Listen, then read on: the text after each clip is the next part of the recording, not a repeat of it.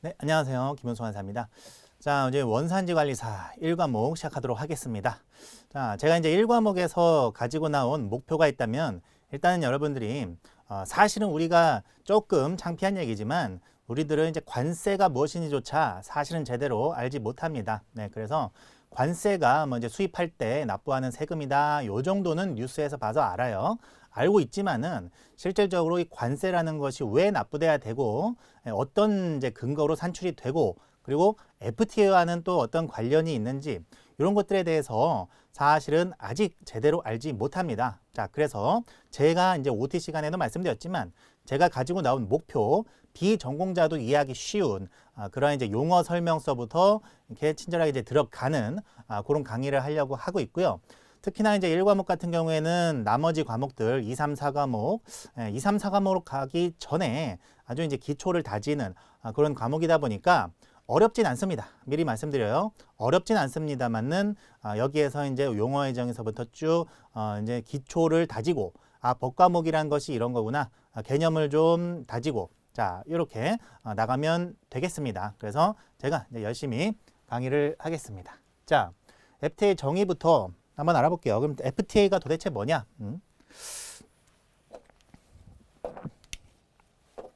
자, 이제 책을 보면서 조금 자세하게 설명을 드릴 테지만은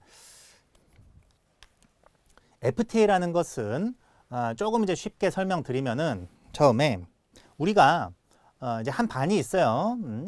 우리 뭐 유치원이든 초등학생이든 한 반이 있습니다. 다 친구죠.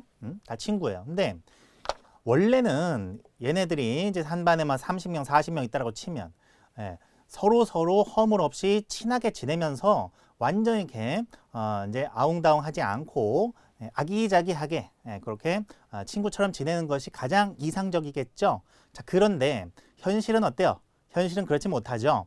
그 안에서도 어떤 다툼이 있고 친구들 간에 그리고 중고등학생 정도만 돼도 이 아이들이 이제 머리가 커가지고 그 안에서 뭐 정치질도 하고 어떤 알력 다툼도 생기고 그럽니다. 그게 현실이에요. 그래서 자, 지구촌도 마찬가지입니다. 지구촌도 우리 이제 WTO 세계 무역기구 이 WTO의 어떤 이상향이 있어요. WTO가 추구하는 이상적인 이상향. 이 이상향에 따르면 전 지구 모든 국가가 차별 없이 서로 내국민 대우, 우리 국민과 외국인을 차별하지 않고 그렇게 오손도손 사는 것이 원칙이다 이거죠. 그래서 그걸 이상향으로 합니다. 너무나 바람직하고 너무나 천국 같은 얘기죠. 하지만 현실은 어때요? 당장에 막 전쟁이 일어나는 국가들도 있고 현실은 너무나 갈 길이 멀어요. 그래서 WTO의 이상향은 이렇게 이제 모든 국가가 차별 없이 잘 살자. 이것을 최혜국 대우라는 그런 원칙으로 가지고 있는데요.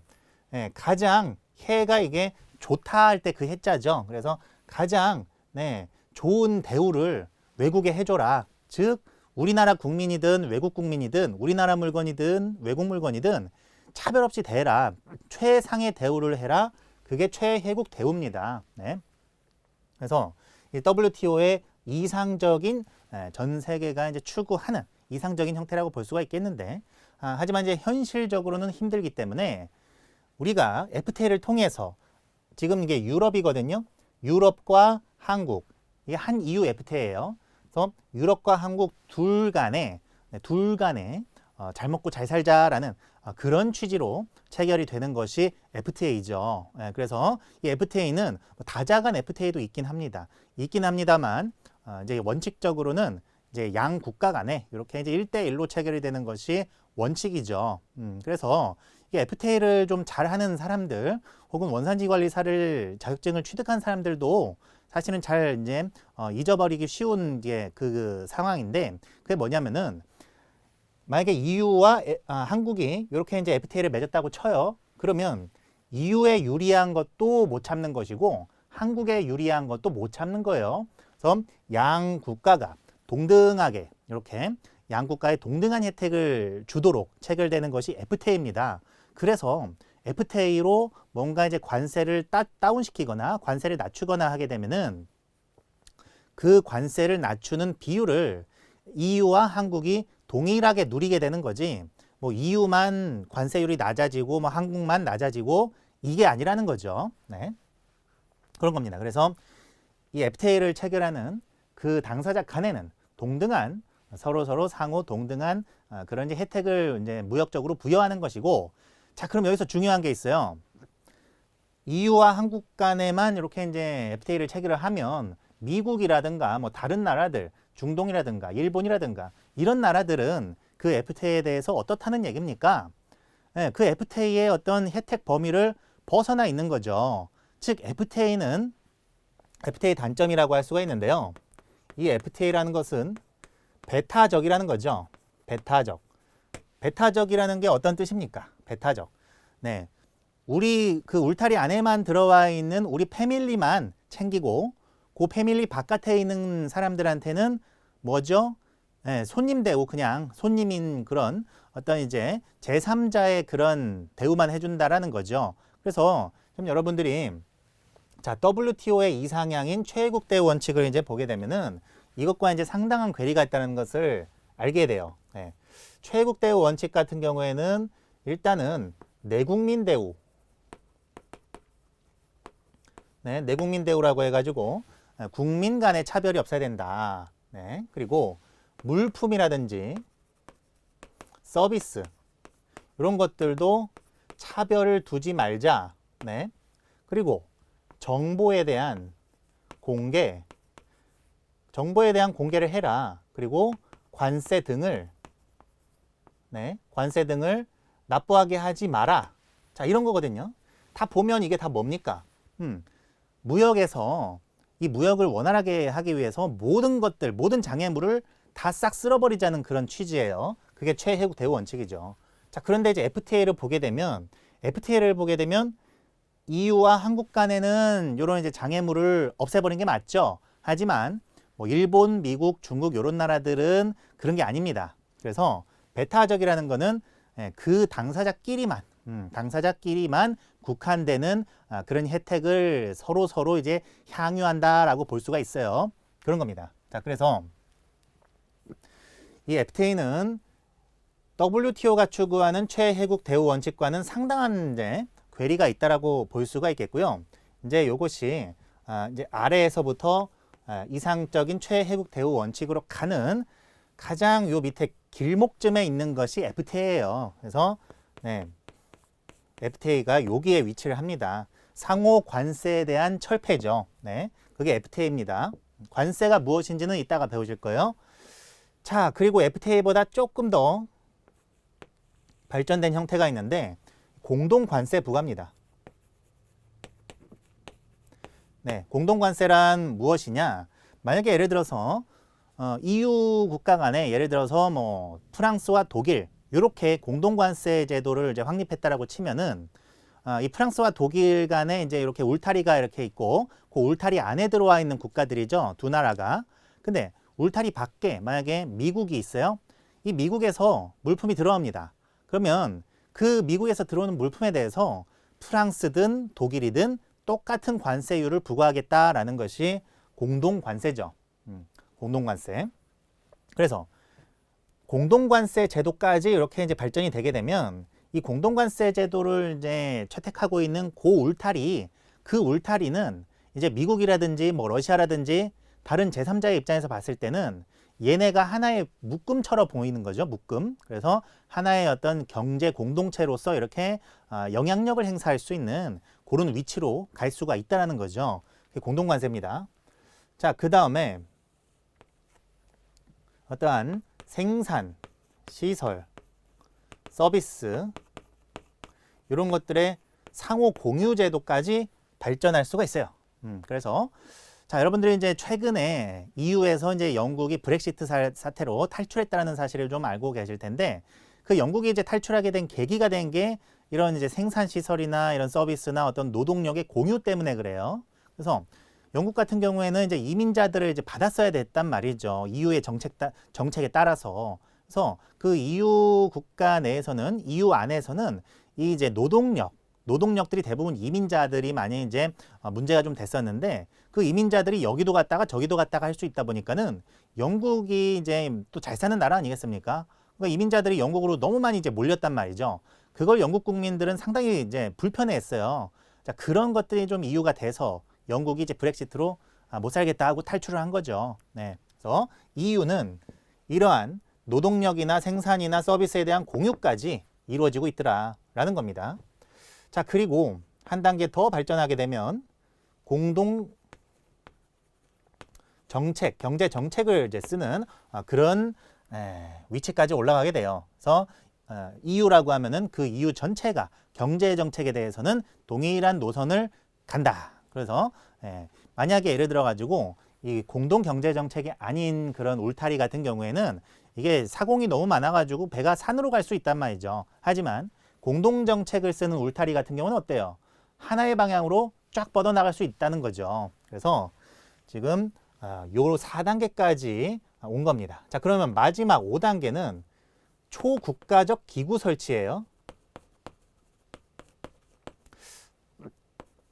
자, 미리 말씀드리지만은 요 WTO 이게 초국가적 기구가 아닙니다. 여기서 말하는 WTO는 그저 기구에 불과하고 얘가 뭐 그렇게까지 강제력이 없어요. 하지만 여기서 말하는 초국가적 기구는 강제력도 동원할 수 있는 수준의 강력한 중앙집권적 초국가를 말해요. 그래서 지금 이제 EU가 여기에 있는지는 약간의 논쟁이 좀 있을 수가 있어요. 네, EU에 대한 어떤 기구는 있죠, 현재. 근데 그 기구가 초국가적 기구인지 여기서 말하는 초국가적 기구로서 그 프랑스든 독일이든 영향력을 강력하게 행사할 수 있는지는 약간의 의문이 있습니다. 그래서 EU가 이제 여기에서 여기까지 갔느냐 아니면 여기로 못 가고 그냥 여기 수준에 머무르느냐는 약간의 논쟁은 있지만 어쨌든 간에 EU는 중요한 거는 이런 거 그 다음에 공동관세제도 이런 EU 국가 내의 어떤 관세 철폐 이런 것들을 모두 거치고 나서 이 위치까지는 최소한 들어가 있다라는 거죠. 그래서 이제 아주 좋은 예시로 EU를 들 수가 있겠습니다. 그래서 아직까지 이 최애국 대우 원칙까지 간 그런 수준의 어떤 우리 지구촌의 모습은 아니고요. 이제 국지적으로 이렇게 이제 발전해 나가는 단계이고, 자, 우리 한국 같은 경우에는 어때요? 한국 같은 경우에는 주변 국가들이 있어봐야 일본이나 중국이죠. 특히나 동아시아 3국은 그냥 모아놓으면 싸움 납니다. 그래서 감정이 안 좋아가지고 완전 이제 물고 뜯고 짖고 싸움이 나요. 그래서 사실은 이제 이게 역설적인 게 뭐냐면은 우리나라 바로 옆에 있는 일본과는 아직 FTA도 체결이 안 됐어요. 중국과는 거의 이제 마지막에쯤에 FTA 다른 나라들하고 실컷 체결하고 거의 이제 최근에 마지막쯤에 한중 FTA가 이제 체결이 된 거고, 우리 한국 같은 경우에는 바로 옆에 있는 나라들보다는 누구랑 더 친합니까? 유럽, 미국 이런 나라들, 혹은 이제 우리나라들의 뭐 어떤 그 교역이 좀 활발한 아시아 국가들, 이런 나라들이랑 친해요, 우리나라가. 그래서 동아시아 3국이 과거로부터 얼마나 이 역사적인 것을 이제 겪어오면서 참 이게 좀 이제 그런 안타까운 이제 모습인데, 어쨌든 한국 같은 경우에도 이제 전 세계적으로 이렇게 이제 경제 공동체를 맺음으로 인해서 경제를 이제 상호 발전시키고 혹은 배타적일지라도 그 이제 상호 우리가 이제 FTA를 맺는 그런 국가, 우리나라와 이제 다른 타국 이 사이에서 나름 활로를 좀 모색하고자 하는 그런 노력을 정말 많이 한, 정말 눈물나게 많이 하는 그런 국가라 이거죠. 자, 그래서 지금 요 5단계를 알아봤고, 자, 처음에 말씀드렸듯이 WTO의 이상향은 최혜국 대우 원칙이에요. 그런데 이제 이 최혜국 대우 원칙을 주창하는 WTO 입장에서 FTA를 한번 봅시다. WTO 입장에서. 그러면 어떻게 보일까요? 여기 우리 그 아래에서 위를 바라다 보면 이건 너무 이상적으로 보이죠? 상대적으로. 하지만 위에서 아래를 바라다 보게 되면 이건 어떻게 보일까요? WTO한테 너무 저급해 보이겠죠. 자, 여기에서 이렇게 내려다보면 FTA는 니들끼리만 잘 먹고 잘 사는 거 아니냐. 니들끼리만 관세 장벽 철폐하고 나머지 나라들은 나몰라라 하고 니들끼리만 그렇게 하면은 전 세계 무역이 약간 이게 혼란스러워지지 않겠는가. 교통정리가 안 되지 않겠는가. 자, 이런 생각을 할 수 있을까요? 충분히 할 수 있겠죠. 그래서 약간의 이게 어긋남은 있어요. 하지만 현실적인 문제 때문에 인정은 하고 있습니다. 네. 이게 이상은 항상 현실한테 질 수밖에 없어요. 항상 현실이 이상을 앞섭니다. 그래서 인정은 하되 조건부예요. 단, 이 FTA가 그 이상의 무역 장벽을 형성하면 안 됩니다. 그래서 FTA를 해서 오히려 무역 장벽이 높아지면 안 되죠. 그 다음에 다른 나라와의 무역을 저해하면 안 돼요. 네. 그러니까 뭐 한 EU가 FTA를 체결했다 하면 그 주변에 러시아, 미국 이런 나라들의 무역을 저해하면 안 됩니다. 그래서 한국과 EU만 너무 이렇게 돈독해지고 한국에서 EU로만 너무 물건이 왔다 갔다 하면은 주변 국가들이 간접적인 피해를 받을 수 있다는 거예요. 그래서 주변 국가들 간의 무역 저해를 하지 않는 그런 선에서 FTA를 인정하고 있다는 거죠. 이거 시험 문제에 나옵니다, 여러분. 네, 시험 문제에 안 나오는 걸 제가 열심히 강의하는 게 아니에요. 시험 문제에 다 나오는 거고요. 지금 제가 이제 강의한 이런 이제 내용들이 우리 관세청이나 혹은 그 FTA 그 정부기관의 FTA 관련한 그 공식 사이트에 나와 있는 내용들입니다. 그 책에 있는 내용도 그렇고요. 그래서 시험 문제에 충분히 다 나올 수 있는 부분이란 거. 네. 자, 그래서 이렇게 이제 FTA 체결을 하게 되면 장점들이 있을 거예요. 어떤 효과들. 그래서 일단 가장 중요한 게 관세의 양허. 양허는 양보하고 허락했다라는 거예요. 그것을 좀 유식한 말로 양허라고 합니다. 양보하고 허락했다. 즉 관세율이 원래는 8%였지만 FTA를 체결하고 나면 그 나라에서 들어오는 물품에 대해서 우리는 관세를 0%로 내려주겠다. 관세 양허죠. 그게 혹은 서비스 이런 것들의 교역이 활발해진다. 그런 거죠. 그 다음에 FTA를 체결하게 되면 어떤 이제 무역 분쟁이 일어났을 때 그것을 해결할 수 있는 방안도 마련하고 있어요. FTA 자체에. 그래서 당연히 이 분쟁이라고 하면은 FTA 하에서 일어나는 분쟁입니다. 뭐 이제 다른 분쟁은 FTA에서 건드리지는 않아요. 그래서 FTA를 체결함으로 인해서 발생할 수 있는 분쟁에 대한 해결 방안 그런 것들도 FTA에서 정하고 있고요. 자, 그 다음에 세이프 가드 이런 것들에 대해서도 FTA에서는 그 내용으로 하고 있죠. 세이프 가드가 뭐냐? 세이프 가드. 자, 우리는 외국 물품에 대해서 관세를 부과하는 것으로 외국 물품이 우리나라로 막 들어오는 것에 대해서 너무 과도하게 우리나라로 들어오는 것에 대해서 방어를 하고 있습니다. 자, 관세는 일종의 방어 개념이었어요. 전통적으로는. 그래서 여러분들이 착각하시면 안 됩니다. 관세는 세수 목적으로 걷는다라기보다 즉 우리나라에서 정부에서 돈이 없어서 우리나라 정부의 곳간을 쌓기 위해서 관세를 징수한다기보다 관세는 외국 국가에서 들어오는 외국 물품의 대량 유입, 즉 우리나라가 외국 물품의 대량 유입으로 인해서 우리나라 산업이 피해를 입는 것을 방지하기 위해서 그 방어책으로 부과하고 있는 것이 관세입니다. 네. 자, 그래서 이 관세는 필연적으로 방어라는 그런 어떤 토픽을 어떤 성질을 가지고 있는데 자, 관세뿐 아니라 관세율을 건드리는 게 아니고 그저 절차를 복잡하게 하거나 혹은 그 물품에 대한 수입 요건을 까다롭게 만듦으로 인해서 외국 물품을 방어하는 것이 세이프 가드. 자, 요런 이제 내용이에요. 그래서 굳이 관세율을 건드리지 않고도 어떤 물품에 대한 요건사항, 절차, 검역을 좀 받아라. 자, 이런 것들을 강화함으로 인해서 외국 물품이 들어오기 어렵게 만드는 거죠. 자, 그러면 여러분들이 약간 헷갈릴 수도 있습니다. FTA는 양 국가 간의 무역을 원활하게 위해서 이런 어떤 그 관세도 양호하고 그 다음에 어떤 이제 절차들을 철폐하는 게 FTA인데요. 왜 여기는 세이프가드 이걸 두면서 외국 물품에 대한 방어를 하려고 할까 궁금하지 않습니까? 네. 자, 이거는 어디까지나 FTA 하에서의 세이프가드인 거예요. 그러니까 FTA로 인해서 만약에 예를 들어서 EU에서 너무 물품이 우리나라로 너무 많이 쏟아져 들어와요. 아, 이거 FTA 잘못했구나 생각을 할 겁니다. 자, 그래서 발등에 불이 떨어졌을 때 그때 소 잃고 외양간을 고친다라는 개념으로 하는 것이 이런 것들이에요. 그래서 FTA를 했을 때 예기치 못한 상황에 대해서 외국에서 물품들이 너무 많이 수입이 돼서 우리나라가 상당히 곤란해진 처지에 있을 때 그럴 때 이걸 발동시킨다 이거죠. 그러면 굳이 관세율을 건드리지 않고도 어떻게 됩니까? 외국 물품에 대해서 우리가 방어를 할 수가 있다. 혹은 네, 반덤핑 조치 이런 것들. 덤핑이라 하면은 원래 덤프트럭 이런 것도 아시죠? 그래서 덤프트럭이 뭐예요? 확 이렇게 쏟아 놓는 거.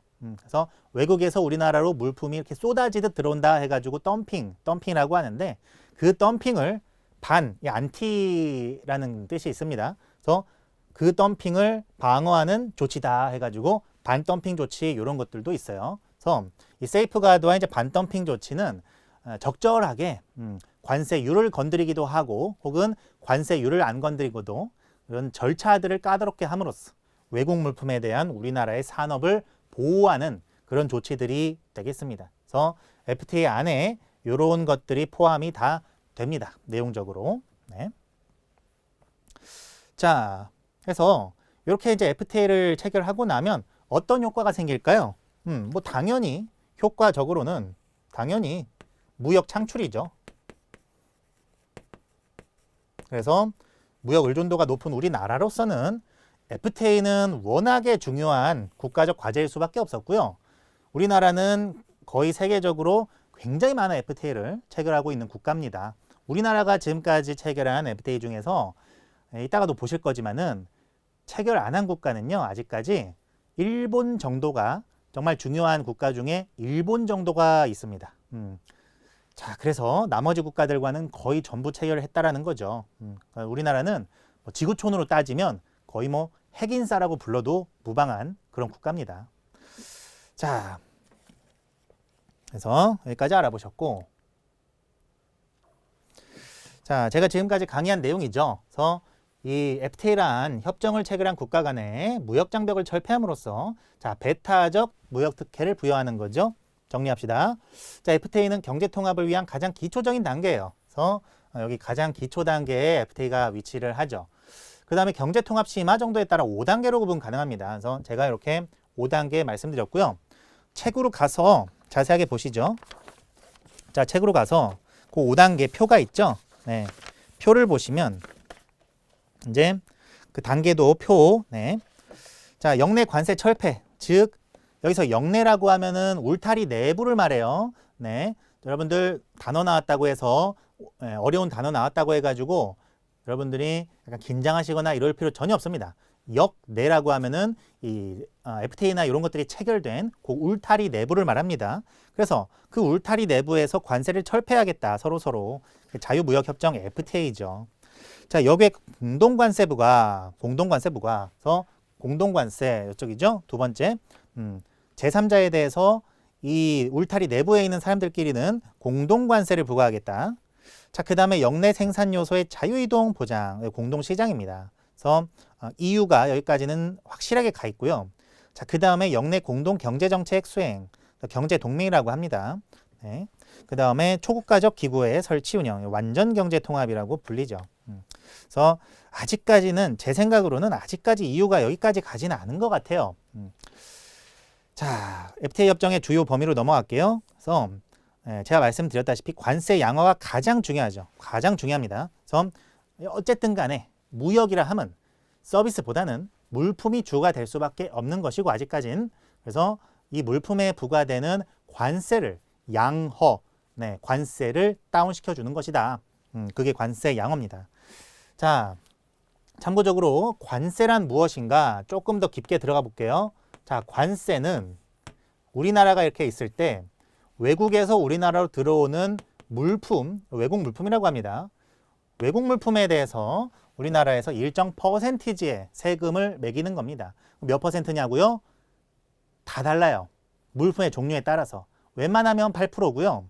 정말 좀 관세율이 좀 높다. 의류 같은 경우에는 13%나 돼요. 그래서 이 관세는 물품에 따라 다른 관세율을 갖고 있다는 게 정말 중요한 내용이고, 예를 들어서 물품의 가격이 100만 원이다 하면은 이런 이제 볼펜이나 이런 것들은 그냥 8%이기 때문에 8만 원의 관세를 내게 되죠. 자, 그러나 의류는 13%라고 했죠. 13만 원을 내야 돼요. 그래서 여러분들이 관세에 대해서는 퍼센티지로 들어가는 세율이다라고 볼 수가 있겠고요. 그러면 관세를 양호한다, 관세를 낮춘다라는 뜻은 뭐겠습니까? 관세에 대한 그 율이 있을 때 이 율 자체를 어떻게 한다는 겁니까? 율 자체를 다운시킨다. 그래서 8%였던 관세율을 갑자기 0%로 그냥 아예 없애버리는 그런 경우도 있고요. 8%가 6, 4, 2 이런 식으로 점진적으로 떨어지는 경우도 있어요. 네, 그래서 FTA는 어쨌든 간에 이 관세율을 올리진 않는다. 기억하세요. 기본 관세율이 있었을 때 FTA로 인해서 이 기본 관세율이 올라가는 일은 결코 없다라는 겁니다. 결코 없어요. 이거 보세요. WTO가 FTA를 인정하는 조건 중에 더 무역 장벽을 강화하진 않는다. 있잖아요. 그러니까는 기존의 무역 장벽인 기존 관세율보다 올라갈 수는 절대 없습니다. 떨어지면 떨어졌지요. 그래서 떨어뜨리는 거예요. 관세율을. 자, 그게 관세고요. 그 관세를 낮춘다라는 거죠. 자, 그 다음에 원산지 규정. 자, 이 원산지 규정은 3과목 가서 보실 겁니다. 3과목. 그래서 3과목에서 원산지 규정은 무엇이다? 신물나게, 아주 신나게 알아볼 겁니다. 자, 서비스 및 투자 자유화서 물품에 한정되지 않고 금융, 통신, 교육, 의료 등 다양한 분야에서도 장벽을 제거한다. 그래서 요거 이제 함정 문제로 많이 나오죠. 함정 문제로. FTA는 물품에 한해서만 철폐하는 것이다. 아니죠. 서비스 및 투자 부분에 있어서도 장벽을 철폐하는 게 FTA입니다. 자, 무역구제. 그래서 여기서 말하는 구제는 말씀드렸던 세이프가드 및 반덤핑 조치 등을 상호 면제하는 방향으로 협상을 진행하고요. 면제하는 방향으로 협상을 진행하는 거지 아예 없애버린다는 게 아니죠. 그래서 FTA 안에는 분명히 이런 이제 조치들에 대한 내용이 들어가 있어요. 네. 그러나 어쨌든 간에 상호 면제하는 방향으로 협상을 진행하는 겁니다. 자, 분쟁 해결. FTA는 WTO와 같이 다자간의 협상이 아니기 때문에 WTO, 지구촌을 한데 묶자 그거죠.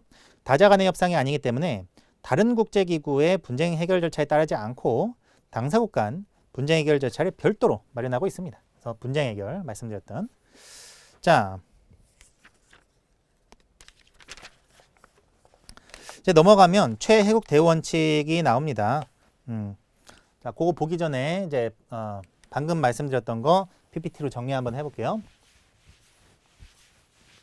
방금 말씀드렸던 게 이거죠. 관세 양호, 관세 철폐를 원칙으로 하는데, 자, 여기 보세요. 민간 품목인 경우 양호를 유보하거나 점진적인 유보를 하기도 한다. 그래서 자, 우리나라 민간 품목은 뭐가 있을까요? 우리나라 민간 품목은 먹거리 중에 특히나 농수산물이 좀 민감해요. 그래서 외국에서 농수산물이 너무 많이 들어오는 경우에 우리나라 그 이제 시골에서 농사 지으시는 우리 어머니 아버님들이 타격을 받을 수가 있죠. 그래서 이런 경우 민간 품목인 경우에는 양호를 유보한다. 자, 여기서 또 이제 단어가 나오네요. 유보. 유보란 기다린다. 법정 용어입니다. 그래서 양호를 하지 않는 유예 기간을 부여한다. 그게 이제 유보고요. 점진적인 유보, 계단식으로 떨어뜨린다는 거죠. 그래서 8%, 6%, 4%, 2%, 0% 이렇게 점진적 유보죠. 자, 원산지 규정. 원산지 지위 획득을 위한 규정을 3과목에서 마련하고 있습니다. 서비스 및 투자의 자유와 상품 이외의 다양한 분야에서 협정을 맺고 있고 무역구제 완화, 그래서 이것을 상호 면제하는 방향으로 협상을 진행한다. 그 다음에 분쟁 해결, 당사국 간 분쟁 해결 절차를 마련해 놓고 있습니다. 네. 그래서 문제에서 지문 여기서 자, 이렇게 나오면은 여러분들이 틀렸다고 해야 돼요. 뭐냐면 자, FTA는 세이프가드나 반덤핑 조치 등을 상호 면제 이게 아니고 반덤핑 조치 등을 규정한다. 그냥 앞에 어떤 말 없이 혹은 완화가 아니라 어떤 이제 강화한다. 강화한다. 이러면 어때요? 이러면 맞습니까? 틀립니까? 이러면 틀리는 거죠. 네. 강화한다라고 하면은 이제 FTA 취지에 맞지 않는 거죠. 그래서 상호 면제하는 방향으로 해결을 보는 거예요. 네. 자, 그런 겁니다. 이제 WTO와 이제 FTA의 관계에서 이제 책을 보겠습니다. 최혜국 대우 원칙. 자, FTA는 다자 간의 관세와 비관세 장벽. 자, 비관세 장벽이라 함은 아까 말한 관세율을 건드리는 것 외에 검역이라든지 절차라든지 이런 것들을 까다롭게 해서 외국 물품에 대한 장벽을 치는 그런 이제 세이프에 대한 그 국내 산업 보호 조치가 비관세 장벽이죠. 그런 것들의 제거를 목표로 한다. 그리고 최혜국 대우 원칙을 두어서 특정 국가에 대한 교육 조건의 차별을 금지한다. 차별을 금지한다. 그래서 FTA와 같은 양자간 협상은 WTO 체제에서는 반대되는 입장에 있고요. 제가 아까 WTO 입장에서 FTA를 내려다보게 되면 너무 저급하다 그랬죠. 그래서 우리 이상에 맞지 않는다라는 거죠. 반 친구들끼리 너도 나도 차별 없이 너도 나도 이렇게 사이가 좋은 자, 이 모습이 이제 선생님 입장에선 가장 좋을 텐데 현실은 어때요? 그냥 친한 애들끼리만 친하고 외부 세력에 대해서는 약간 조금 그렇잖아요. 배타적이잖아요. 그게 현실이에요.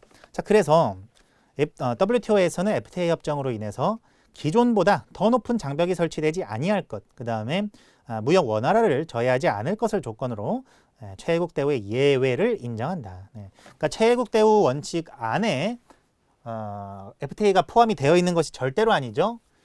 FTA는 최혜국 대우 원칙에 포함이 된 게 아니고 이 최혜국 대우 원칙에 예외적으로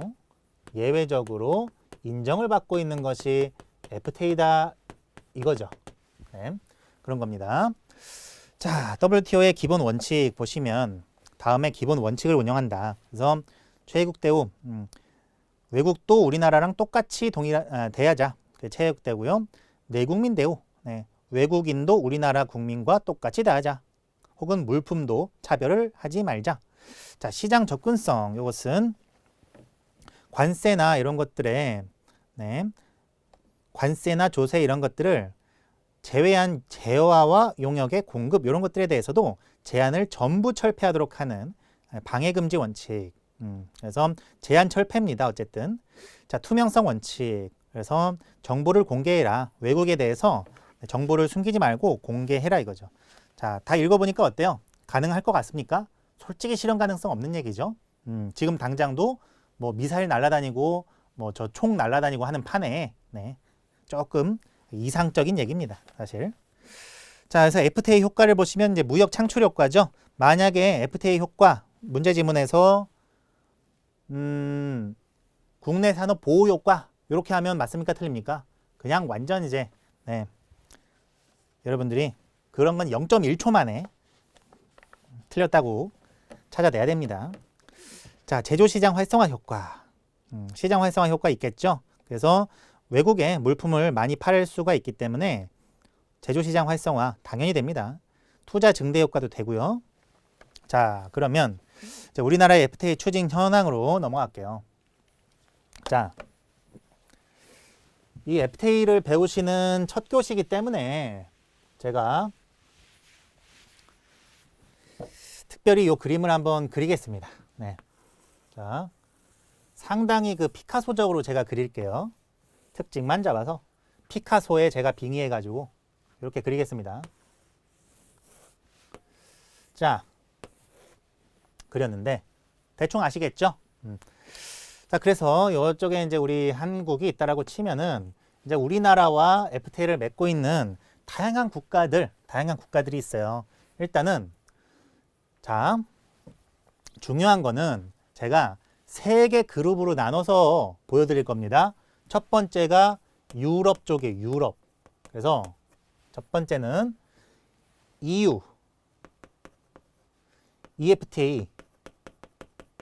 자, EU에는 익히 아시는 프랑스, 독일 이런 나라들이 있고요. EFTA는 스위스가 포함이 되어 있어요. 자, 그래서 대부분의 EU 국가들은 다 EU FTA로 되어 있고요. 스위스 등 4개 나라는 4개 나라만큼은 EFTA를 맺고 있습니다. 그러니까 한 EU FTA가 따로고요. 한 EFTA가 따로예요. 그래서 한국은 각각 체결을 하고 있습니다. FTA를. 자, 그 다음에 여기가 이제 유럽이고 아시아.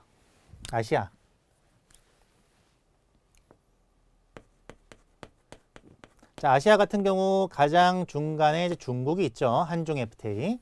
그다음에 여기 밑에 인도가 있어요. 자, 인도 같은 경우에는 세파라고 부릅니다. 그냥 FTA가 아니라 세파라고 부르는데 그 이유는 별게 없습니다. 인도인들이 FTA라는 그 용어 자체를 좀 싫어해요. 정치적으로 약간은 좀 거부감이 있습니다. 그래서 세파라고 한 거예요. 실질적으로는 FTA랑 별반 차이는 없다라는 거죠. 자, 그 다음에 이제 동남아시아, 아세안 국가들. 여기 뭐 이제 요 정도. 그 다음에 여기 있는 호주 옆에 있는 뉴질랜드. 대표적인 것만 뽑아보면 요 정도로 됩니다. 자, 그 다음에 이제 아메리카, 미주. 아메리카 대륙을 이제 미주라고 부릅니다. 그래서 캐나다, 미국, 페루, 콜롬비아, 칠레. 자, 요런 나라들이랑 FTA를 체결을 했죠. 자, 제가 이렇게 3개 그룹으로 나눈 이유는 뭐냐면, 자, 이렇게 그룹을 나눠야 돼요. 그룹을 나눠야 공부할 때 좋습니다. 특히나 우리 나중에 3과목을 가시게 되면, 자, 아시아권 나라들 간의 FTA와 유럽권 나라들 간의 FTA와 미주권 나라들 간의 FTA가 성격들이 다 달라요. 그래서 물론 FTA 간에 그냥 이제 미주 안에서도 캐나다와 미국 FTA는 또 완전히 다릅니다. 그럼에도 불구하고 요렇게 공통점이 그래도 있어요. 이렇게 공통점이 있고요. 이것도 마찬가지입니다. 그래서 자, 같은 대륙을 공유를 하고 같은 문화권 그리고 같은 어떤 비슷한 언어와 문자 이런 것들을 공유하고 있다 보니까 그래도 조금씩 비슷할 수밖에 없는 거예요. 그래서 한국과 만약에 예를 들어서 한국과 뭐 호주, 한국과 뉴질랜드는 상당히 비슷한 FTA입니다. 내용 자체가. 그 다음에 한국과 EU, 한국과 EFTA 내용 자체 굉장히 비슷해요. 자, 이걸 먼저 알고 들어가면 공부할 때 너무 편합니다, 여러분. 그래서 먼저 말씀을 드릴게요. 이렇게 대륙별로 공통점이 있겠다. 자, 그리고 여기에서 또 하나 반드시 알아가셔야 되는 거 뭐냐면 EU 같은 경우에는 요 EU 같은 경우 EU 전체를 하나로 봅니다. 전체가 하나다. 제가 이제 그 경제 통합의 단계 말씀드리면서 EU 같은 경우에는 그래도 최소한 4단계까지는 볼 수 있다라고 했어요. EU 같은 경우에는 경제 통합 단계가 굉장히 높아요. 자, 그래서 한 EU 같은 경우 EU랑 이렇게 한국이 있다라면은 이렇게 1대1로 FTA를 맺은 거예요. 한국은 EU에 있는 독일, 프랑스 이런 국가들과 개별적으로 맺은 게 아니고 EU라는 하나의 대표격인 그 공동체가 한국이랑 이렇게 FTA를 맺은 겁니다. 자, 그런데 이제 요게 EU가 아니고 아세안을 보게 되면 아세안에 뭐 필리핀 여러 가지 있어요. 인도네시아 뭐 이렇게 아세안 국가들은 한국과 이렇게 각각 FTA 효력이 발생을 합니다. 아세안 FTA는 그냥 아세안 FTA라고 해가지고 한국과 이렇게 맺은 내용만을 공유하고 있어요. 내용만 같은 겁니다. 하지만 내용만 같을 뿐 한국과 말레이시아, 뭐 한국과 인도네시아 이런 식으로 무역이 될 때는 이렇게 각각 되는 거예요. 하지만 한국과 EU는 뭐 어떻게 된다고요? 한국과 EU는 이 관계에서는 그냥 EU가 전체가 하나인 겁니다. 자, 이게 어떤 의미냐면 실무상으로 엄청나게 중요한 의미가 있어요. 실무상으로. 이제 3과목 가서 배우실 내용인데 FTA는 직접 운송 원칙이 있어요. 그래서 여기가 수출국이면 수출국에서 수입국으로 바로 들어와야 됩니다. 딴 데 거치면 안 돼요. 바로 들어와야 FTA로 관세율을 다운시킬 수가 있어요. 아세안 국가에서 만약에 여기에서 출발해서 여기를 거쳤다가 이렇게 들어오면 직접 운송이 됐나요? 안 됐죠? 중간에 여기를 거쳤잖아요. 그래서 안 되는 겁니다. FTA가. 여기 안 돼요. 자, 그런데 EU는 어땠습니다? EU는 프랑스에서 출발해서 독일을 거쳤다가 한국으로 왔습니다. 이거 됩니까? 된다라는 거예요. 왜냐? 어차피 EU 안에서 움직였기 때문에 EU 전체를 하나로 본다 그랬죠? 그러니까 프랑스에서 출발해서 독일을 거쳤다가 한국으로 와도 괜찮은 겁니다. 아무 문제될 게 없어요. 전혀. 그래서 이러한 이제 실무상 근본적인 차이가 있다 보니까 EU FTA는 전체가 하나다. 정말 중요한 내용이고 꼭 알아갈 겁니다. 이번 시간에. 자, 이제 책을 볼게요. 책을 보면 우리나라의 FTA 추진 현황이 있고 지금 칠레에서부터 쭉 설명이 돼 있죠. 그러니까 처음부터 끝까지 시간 순서로 발효가 된 겁니다. 발효라고 하면 우리나라에서 국회의 동의를 얻어서 법적 효력이 생긴 걸 말해요. 그래서 협상 개시와 서명까지는 아직까지는 법적 효력이 생기지 않았으나 발효가 되면 끝난 거죠.